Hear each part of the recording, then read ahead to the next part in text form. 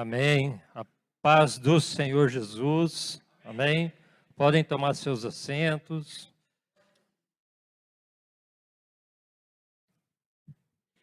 Eu gostaria de saber se nós temos algum visitante aqui essa noite, que está aqui pela primeira vez. Amém. Nossa, várias pessoas ali. Sejam muito bem-vindos. É uma alegria muito grande no nosso coração recebê-los nesse lugar. Vixe, agora eu fico até com medo do que eu vou falar. É que são várias pessoas, pastor, e se eles não entenderem direito o que eu vou falar, meu Deus. Mas o senhor, eu estava preparando vários outros assuntos, mas nos finalmente o senhor me levou a dar início, né, nesse culto.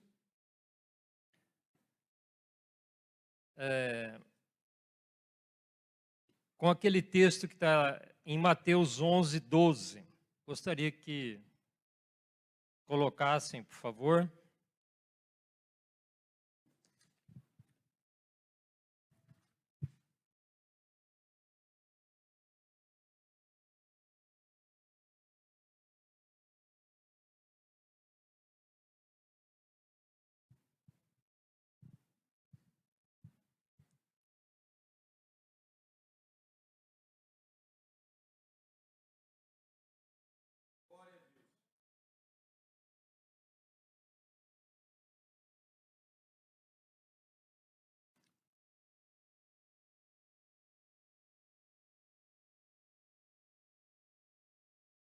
Bom,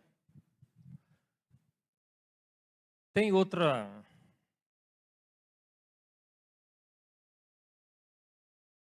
tradução? Coloca na King James, por favor. Ah, por isso que está errado, ó. Então põe na revista corrigida.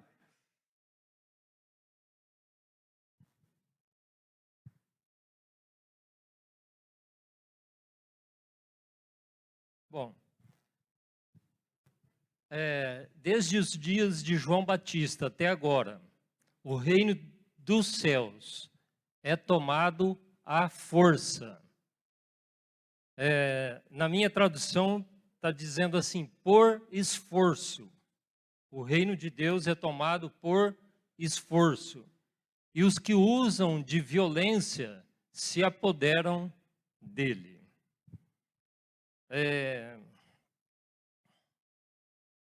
Na minha tradução diz assim, e pela força se apoderam dele. O que quer dizer isso, né? Parece que a palavra do Senhor está nos dizendo que o reino dos céus, a gente consegue ele pela força. Toda vez que fala força, nós já pensamos numa força física, né? E ele, na verdade, ele está dizendo aqui que a tradução que eu mais gosto é por esforço, né? E esse esforço que nós temos é o seguinte, eu vejo assim, quando nós encontramos a Jesus, recebemos a Jesus como nosso Senhor e Salvador das nossas vidas, parece que uma sequência de várias coisas acontecem na nossa vida que são bênçãos, né? Eu já tenho 30 anos, né, que conhecemos o Senhor Jesus, agora nesse ano de 2026, e eu sempre falava assim que, puxa vida, ser crente, né, é muito fácil. É muito fácil, parece que eu via seguir a Jesus vamos dizer, pelas atitudes, né? Pelas atitudes no sentido assim,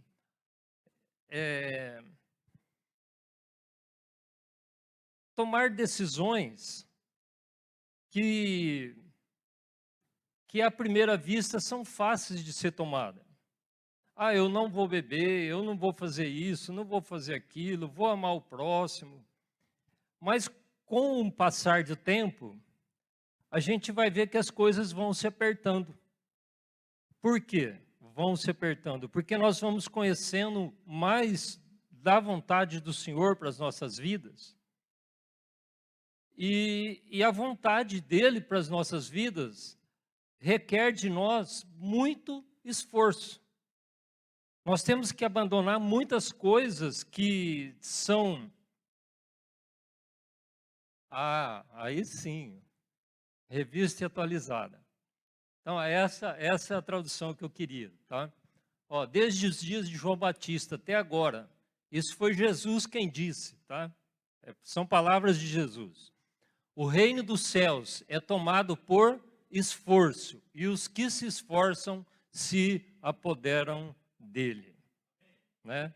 Então, o que é esse esforço? Esse esforço é realmente uma transformação de vida, né? Eu quero dar um exemplo bem simples. Quando nós estamos começando uma caminhada, tem alguma pessoa que a gente não gosta, ou que uma pessoa que fez mal para você, o que você vai fazer?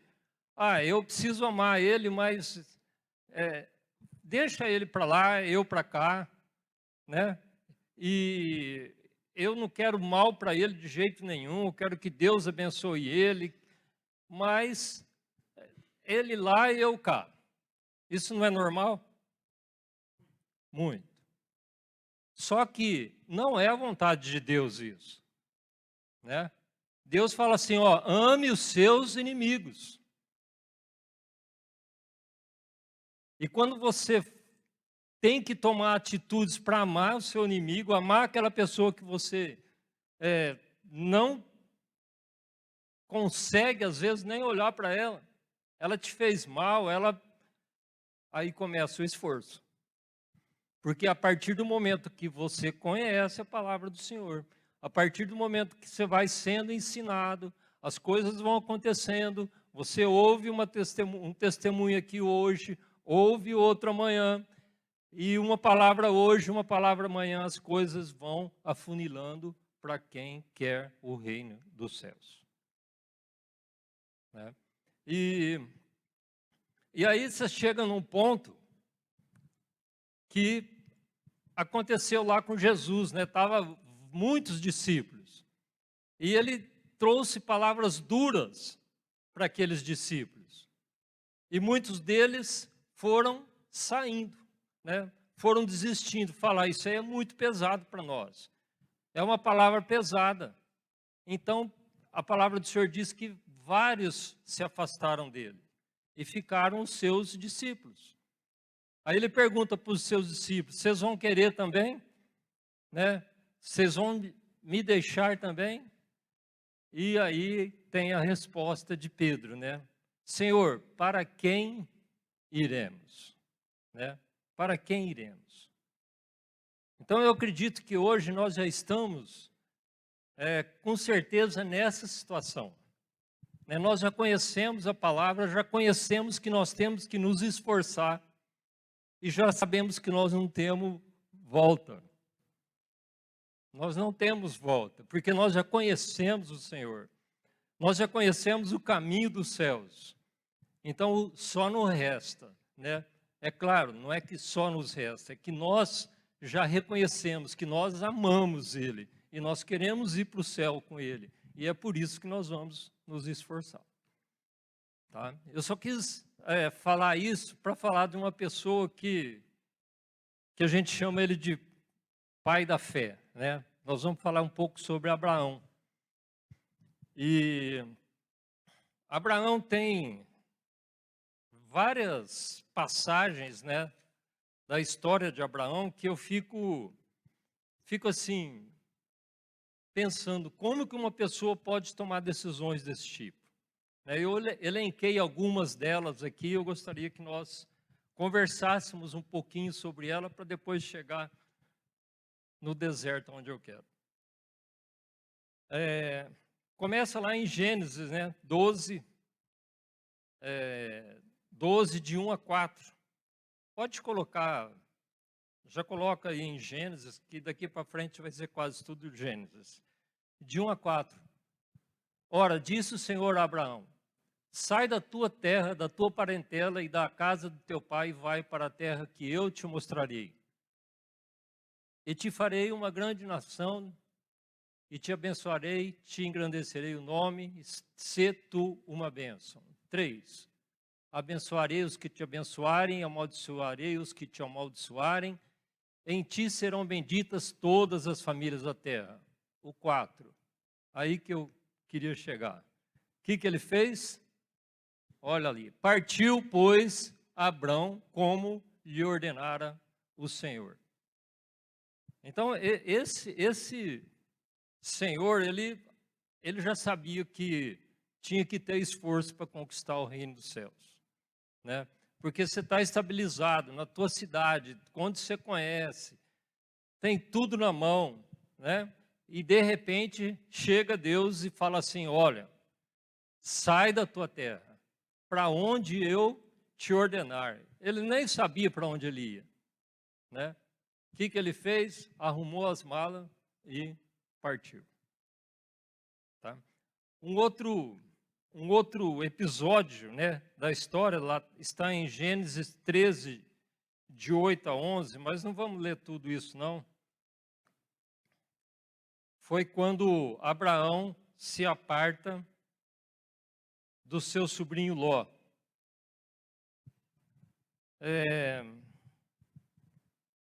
A partir do 9, a palavra do Senhor diz assim: não está toda a terra diante de ti? Não, a partir do 8. Disse Abraão a Ló: ora, não haja contenda entre mim e ti, e entre os meus pastores e os teus pastores, pois irmãos somos. Não está toda a terra diante de ti? Rogo-te que te apartes de mim. Se escolheres a esquerda, irei para a direita, e se a direita escolheres, irei para a esquerda. Você vê que é um outro esforço, né? Eles estavam de uma maneira assim, os dois tinham muitos bens, muito gado, e chegou um momento que os pastores de um começaram a ter problema com os pastores dos outros. E aí ele começa e faz um esforço também. Ele fala: olha, eu não quero ter problema nenhum com você, você é meu irmão. Assim como nós aqui, né, quando tiver alguma coisinha, algum pensamento contra um irmão, o que você tem que fazer? Qual o esforço que você faria? Qual o esforço que o Senhor quer de ti? Né? Ó, vê o que você quer, escolhe. O que sobrar para mim tá bom, né? E foi o que Abraão fez. Ó, se você for para lá, eu vou para cá. Escolhe. Se você for para cá, eu vou para lá. E pela história, o que Ló escolheu? As campinas.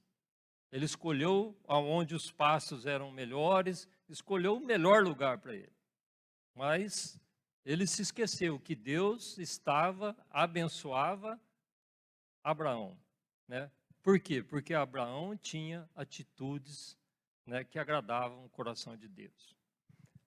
Depois tem a intercessão de Abraão por Sodoma e Gomorra. Nós sabemos que chegaram os 3 anjos até Abraão e informaram ele que eles iam acabar com Sodoma e Gomorra. E Abraão teve a coragem, não digo, eu não lembro, não me vem à mente a palavra certa, mas ele teve uma coragem de conversar com Deus, né? Porque ele sabia que lá poderia ter pessoas boas, e Deus tinha determinado que ia, né, descer fogo do céu sobre Sodoma e Gomorra. E aí começa aquela conversa. E aí Abraão vai falando, se tiver tantas pessoas lá, o senhor ainda vai continuar a mandar fogo? Não, se tiver essa quantidade de pessoas, está livre, né? Eu não faço isso. Aí Abraão falou, acho que mas não vai ter esse tanto de gente não, vou diminuir um pouquinho. Agora eu não estou lembrado das quantidades, né? Mas, e se tiver 50? Ou se tiver 50 não acontece nada.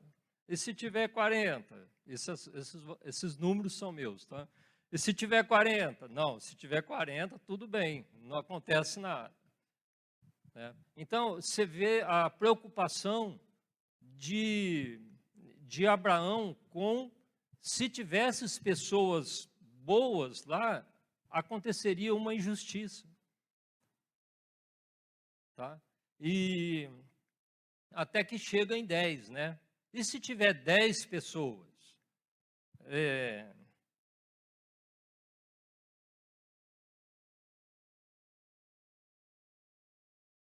A última conversa que ele teve com Deus é lá no 32, 18, 32. Disse ainda Abraão, ora, não se ire o Senhor, pois só mais essa vez falarei.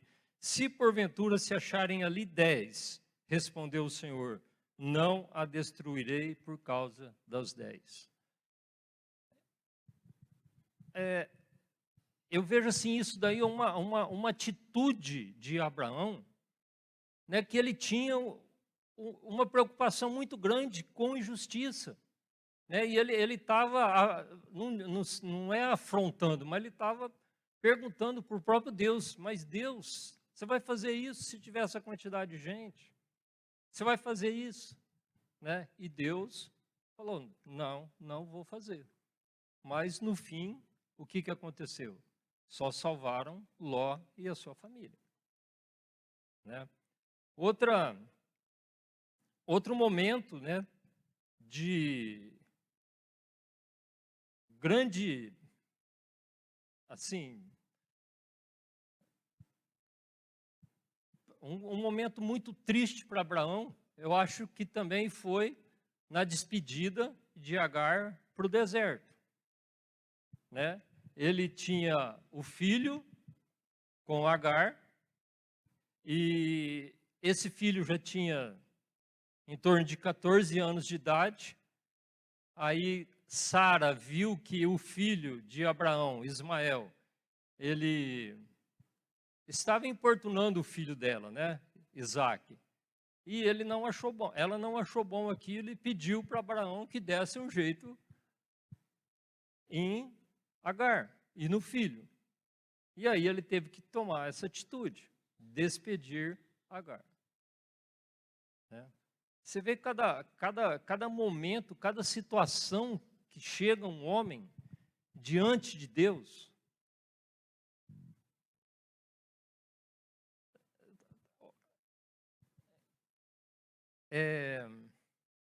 eu queria que você pensasse numa situação sua que talvez Deus tenha te colocado desse jeito. Pensa bem. Se Deus falar para você, pega esse filho seu aqui e põe para fora de casa. Né? Coloca para fora de casa. Aí você vai, mas por que Deus? Não, porque a Sara não quer, né? Ela quer que você dá um jeito neles, mas ela não quer ele aqui. E você tem que tomar essa atitude. Bom, e depois, a maior das ações, né? O maior dos esforços que Abraão fez foi quando Deus pediu o filho dele para ser imolado. Isso daí, eu não quero nem falar nada porque eu não consigo arrumar um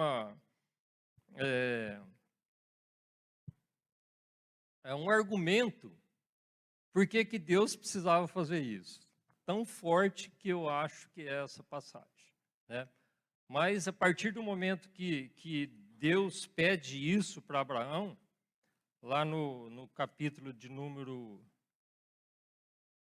acho que é 22, a partir do versículo 1, diz assim, ó, depois dessas coisas, provou Deus a Abraão, dizendo-lhe, Abraão, e este respondeu, eis-me aqui. Então disse Deus, toma o teu filho, teu único filho Isaque, a quem amas, e vai à terra de Moriá, e oferece-o ali em holocausto sobre um dos montes que eu te mostrarei.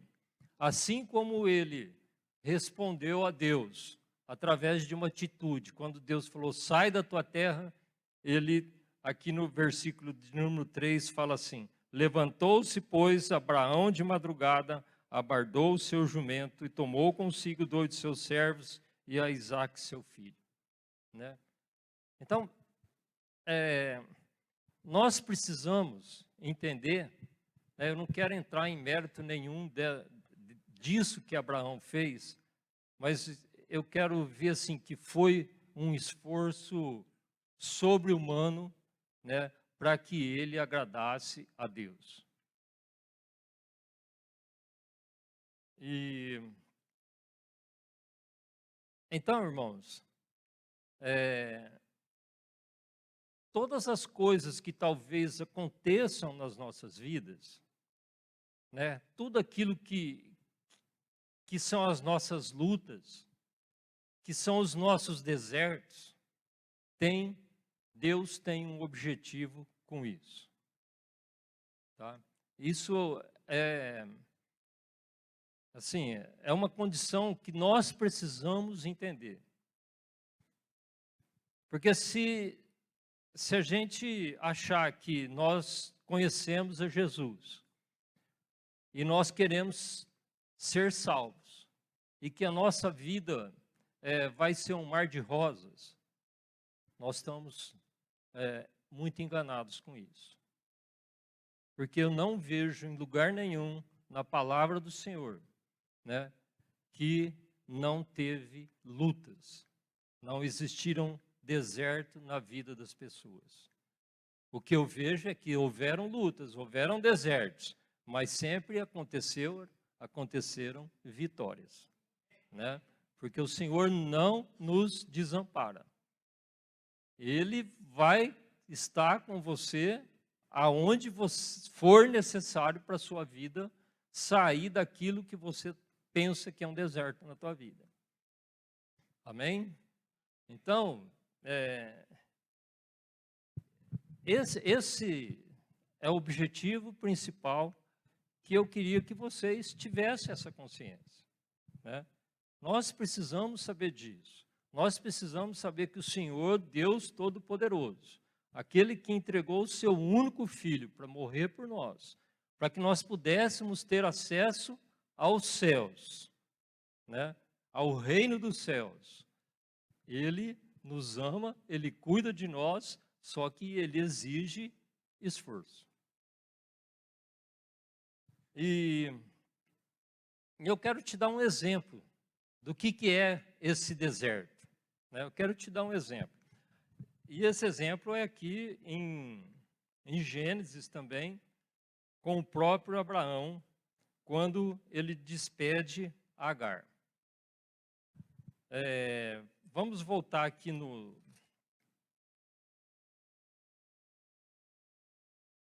no 21.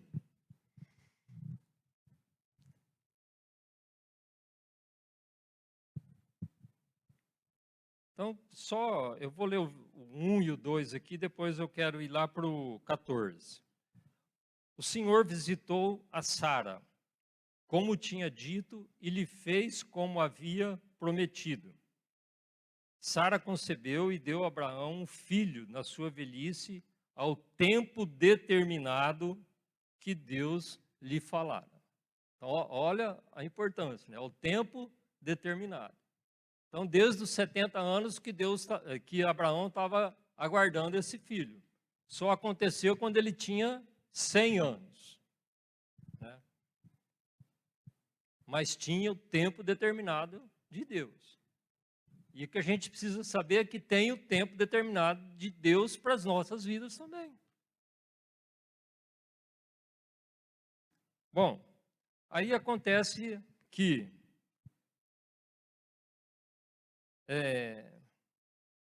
no versículo de número 9 diz assim, ó, mas Sara viu que o filho de Agar, a egípcia, o qual ela dera à luz a Abraão, zombava de Isaque. Ó, zombava de Isaque.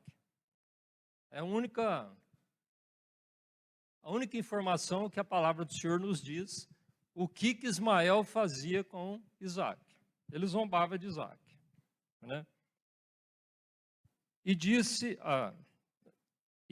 a Abraão, deita fora essa escrava e o seu filho, pois o filho dessa escrava não herdará com o meu filho Isaque.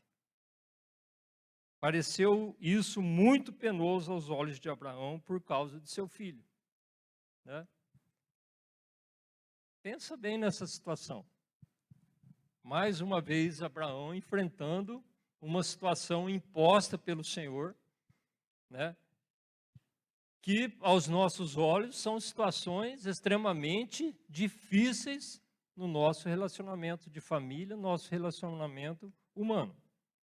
A partir do 14.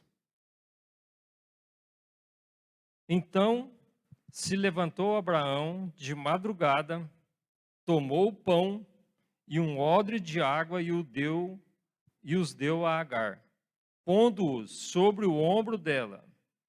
Também lhe deu o menino e a despediu. Ela partiu e foi andando errante pelo deserto de Berseba. Bom, o que acontece aqui? De repente, imagina a situação de Agar. Ó, pode ser que estava acontecendo alguma coisa entre os dois meninos, né? Um zombava do outro e a Sara, mãe do Isaque, não gostou e de repente, o que acontece com eles? São expulsos da sua casa, né? São expulsos. E aí ela vai para onde? Para o deserto. E o que ela leva? Pão e água. O que eu quero mostrar aqui que tem situações na nossa vida que você talvez esteja tudo bem, né? Tem alguma coisinha acontecendo aqui, uma coisinha acontecendo ali, mas está tudo bem. Coisas pequenas a gente vai resolvendo, né? E talvez por algum motivo você cai, né, em um problema enorme que você não causou, que você não é o culpado daquele problema, mas aquilo ali caiu sobre você. Deus permitiu que isso acontecesse com você. A primeira instância, o primeiro pensamento nosso é falar, Deus não está sendo justo comigo, né? Eu acredito que seja desse jeito, né? A primeira coisa que a gente vem na nossa cabeça é, mas isso é uma injustiça comigo. Como que pode acontecer isso comigo? Eu não fiz nada, não sou culpado, e agora eu estou pagando por isso, né?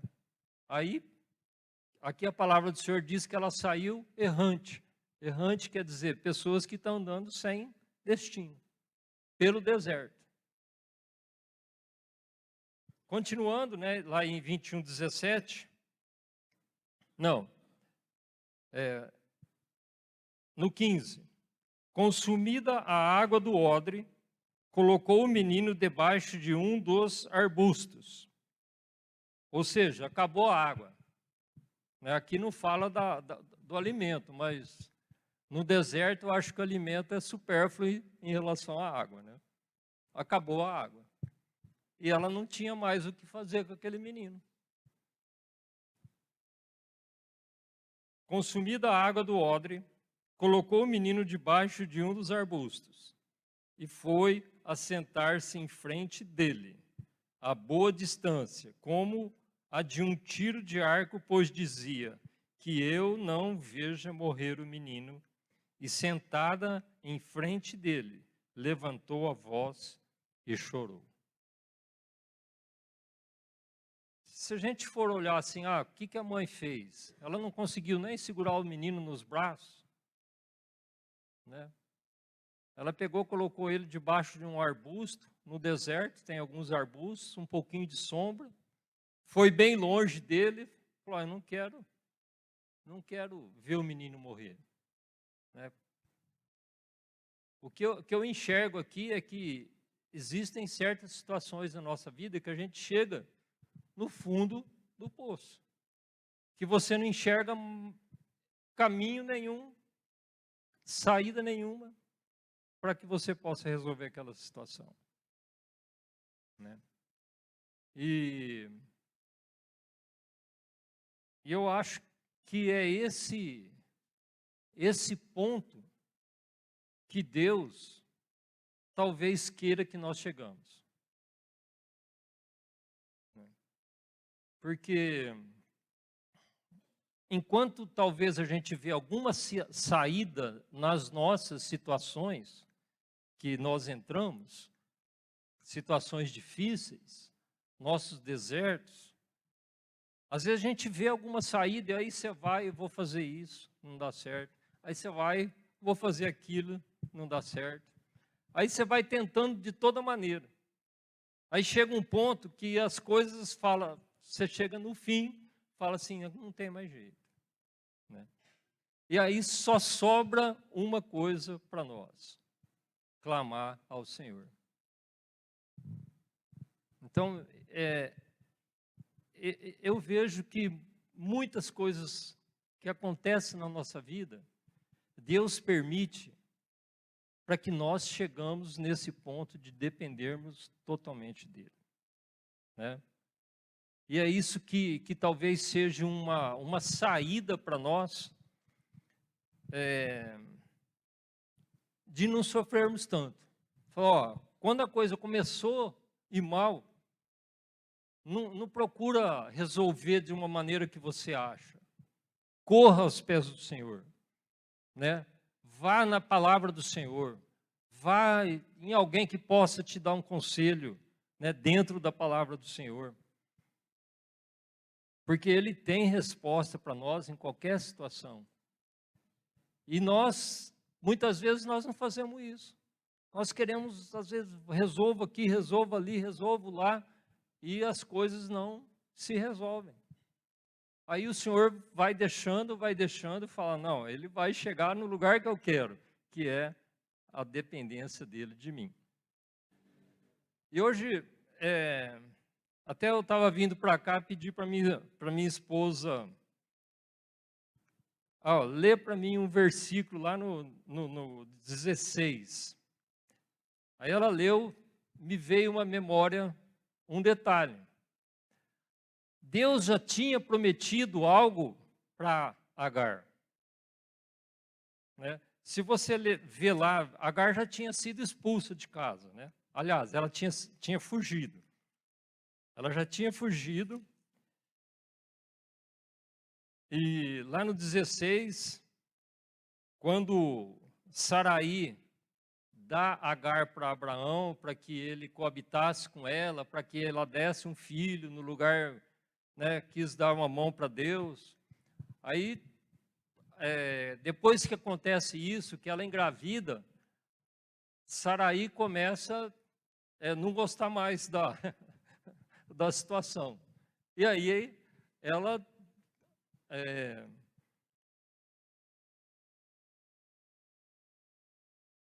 ela fala que ela desprezou a sua senhora, né? Bom, aí ela dá um jeito dela ser expulsa.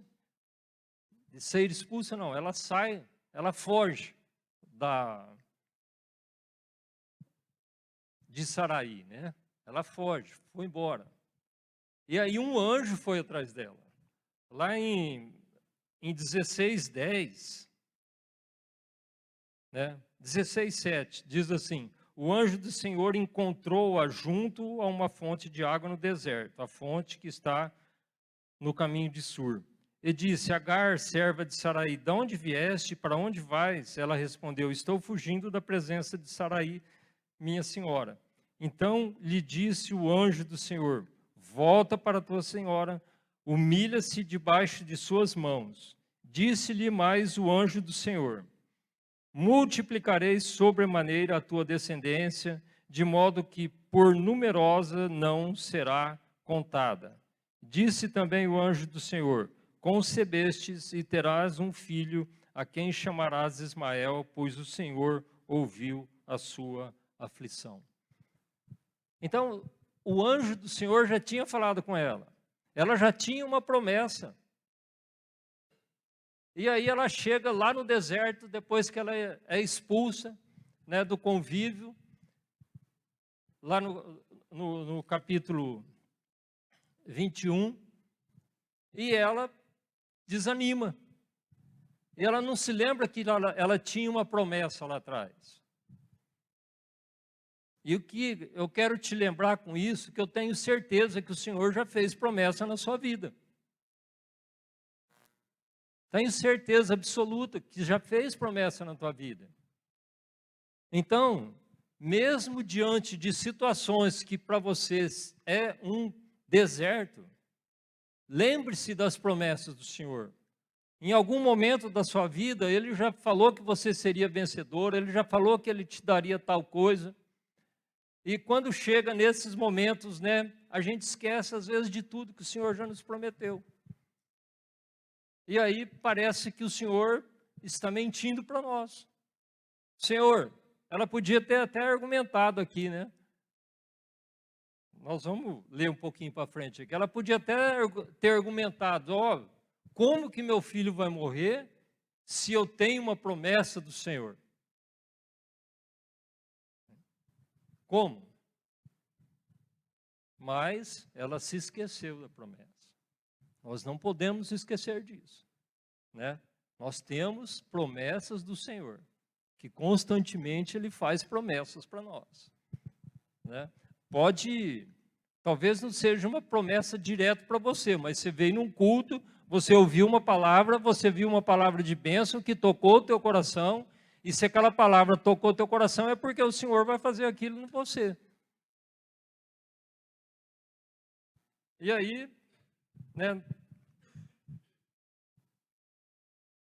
no 17, a palavra, no 16, e sentada no final, e sentada em frente dele, levantou a voz e chorou. E aí vem a parte que a gente mais quer esperar. Ouviu Deus a voz do menino, e bradou o anjo de Deus a Agar, desde o céu, dizendo-lhe: que tens, Agar? Não temas. Deus ouviu a voz do rapaz desde o lugar onde está.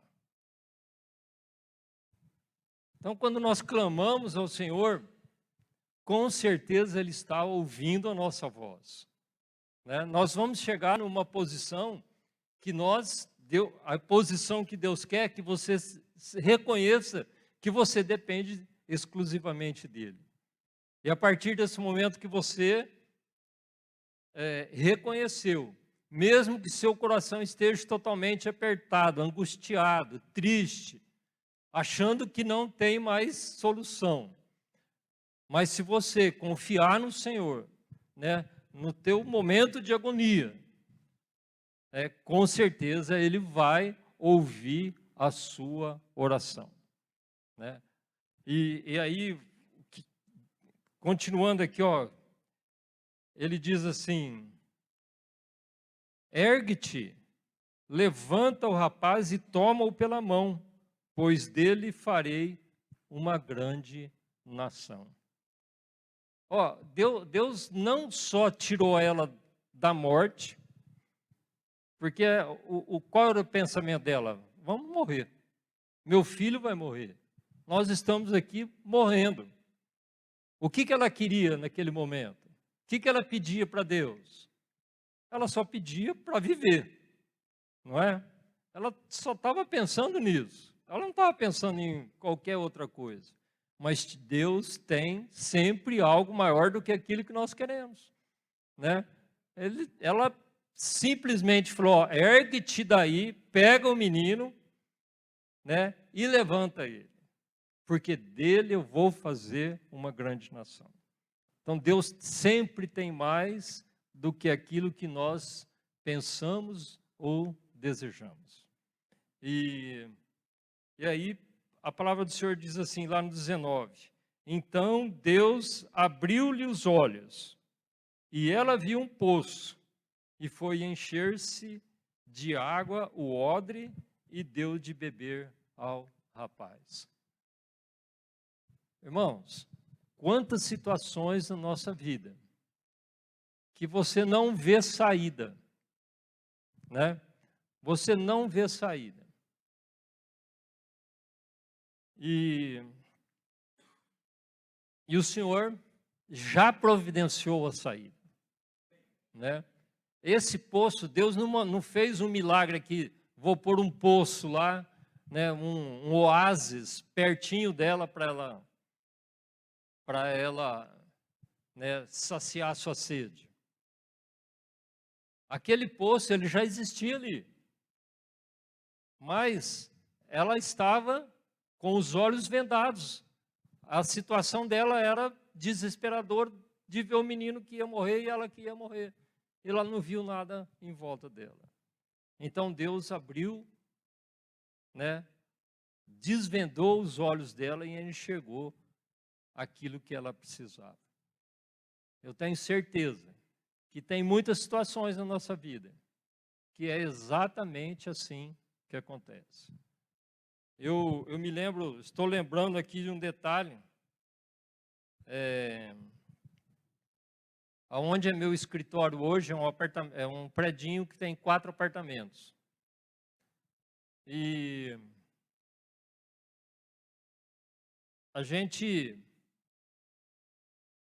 eu tinha uma fazenda lá em Goiás e todo ano pegava um empréstimo rural, né? Ah, vamos fazer um empréstimo rural. Então fazia o empréstimo rural, juro que não dava 0,5% ao mês. Aí chegava no fim do ano, fazia outro empréstimo, pagava aquele anterior, né? Vocês já viram isso? Aí chegava mais um ano, fazia outro empréstimo. Aí chegou um momento que eles não fizeram mais o empréstimo. Isso foi em 2008, 2009, mais ou menos. E a gente tinha começado um predinho. Essa construção onde é meu escritório hoje, que tem 4 apartamentos. E eu fiquei desesperado com aquilo, né? Da onde que eu ia tirar dinheiro? A única coisa que eu tinha na época, né, era vender o predinho. Vamos vender o predinho e a Iris, não, vamos dar um outro jeito, mas eu não achava outro jeito, né? Não achava outro jeito. E minhas filhas eram bem mais novas naquela época, né? Isso aí, 2008. E não é que elas foram lá no banco, as duas, conversaram com o gerente do banco, fez um empréstimo para pagar por mês, todo mês, e elas chegaram para mim e falaram, papai, nós não vamos vender o predinho, nós vamos pagar isso daqui, o gerente fez assim, assim, assim. Eu falei, mas não é possível, eu acho que desse jeito dá, né? E deu, né? E deu. Pagamos, naquela época, era coisa de R$60 mil. Em 2008, 2009, era muito dinheiro, né? Então, eu vejo assim, Deus sempre tem uma saída para nós. Ele preparou algo para nós, só que às vezes a gente não enxerga. Mas Ele vai abrir os nossos olhos. Então, queridos, eu queria falar para vocês que as lutas, elas vão vir, né? Não tem. No reino de Deus, o próprio Jesus está falando assim, é por esforço, né? O Senhor, ele nos coloca nas lutas para que nós possamos nos chegar mais perto dele. Ele precisa nos arrumar, né? Ele precisa mudar o nosso pensamento em muitas coisas que nós ainda não somos capazes. Ele precisa nos purificar. E ele vai nos purificar através de situações, né, que talvez é apenas aquela que será possível para a gente se purificar e ser conforme ele quer, né? Mas, glória a Deus que nós temos o quê? Nós temos uma esperança, né? Nós temos algo muito maior que se nós soubéssemos, se nós tivéssemos noção do que é um céu, não tem nenhum deserto que você iria achar ruim, né? Desde que o teu final fosse os céus, né? Nenhum deserto iria tocar em você. Você iria, né, lutar por aquilo como se fosse, né, a última coisa que você pudesse fazer, mas você faria, porque você conhece o que é o céu e aonde você quer ir. Mas nós somos limitados, né? Muitas vezes nós não reconhecemos isso.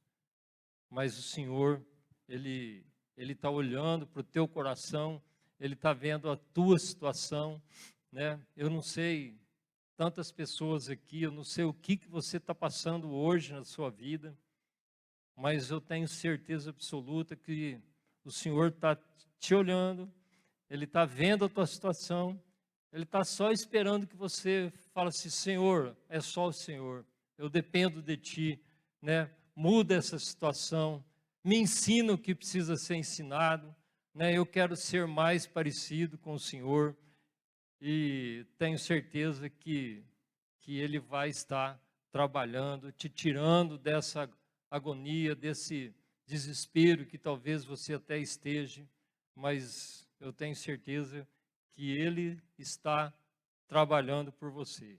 Ele já te prometeu algo, Ele vai cumprir, né? Ele vai cumprir aquilo que Ele te prometeu, e Ele tem muitas coisas que você não espera.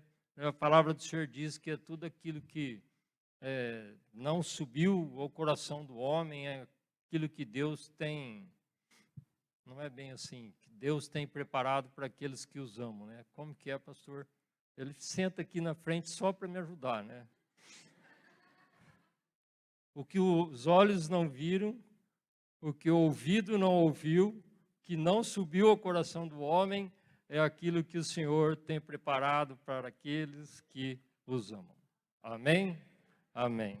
Então, que o Senhor te abençoe, que o Senhor tem algo para você muito maior do que aquilo que você pensa ou espera. Amém? Amém. Pastor Marcos. Pastor Marcos.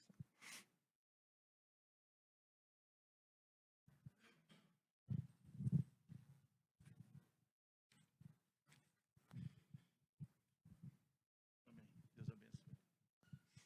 Paz, queridos. Salmo 66, versículo 10, por favor, bem rápido.